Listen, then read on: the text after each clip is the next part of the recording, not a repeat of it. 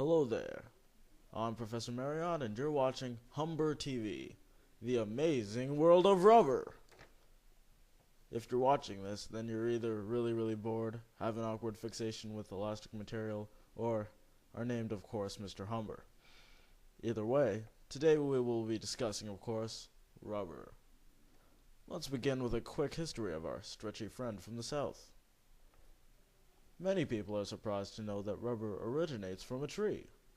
The Pera rubber tree, or simply the rubber tree, is found in Brazil, most often in the Amazon rainforest, but can now be found in parts of Southeast Asia and Africa.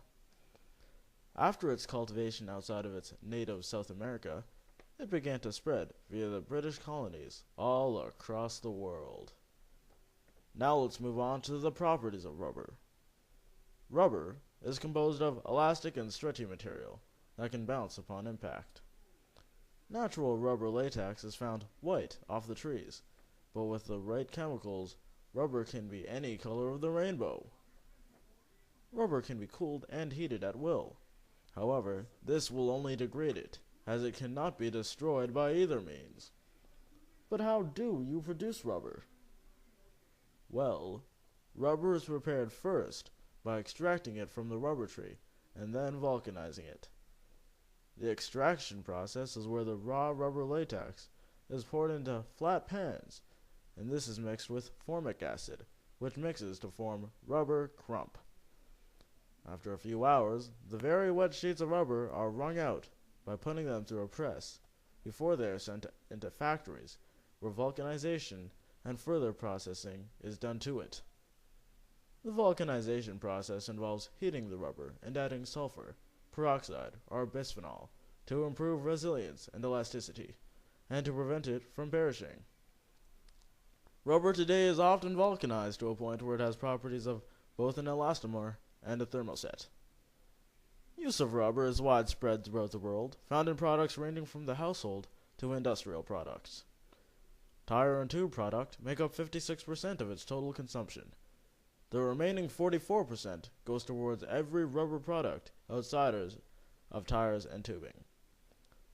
In these tires and tubes, carbon black is often added to improve resiliency.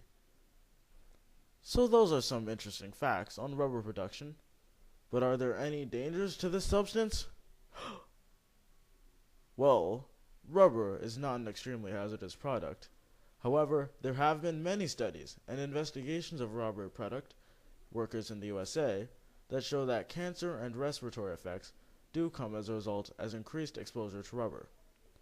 However, due to lack of research in the last decade, the risks for cancer and other chronic diseases in rubber product workers are unknown. That said, antioxidants, oils, and solvents added to rubber undoubtedly still have an effect on those who have much contact with the substance. And of course, consuming rubber is very unsafe for anyone, whether you're a customer of the product or a maker. Well, that's it for the amazing world of rubber. Tune in to Humber TV tomorrow for our exciting new documentary on ugly purple pimp suits and Mickey Mouse ties. This is Professor Marriott, out.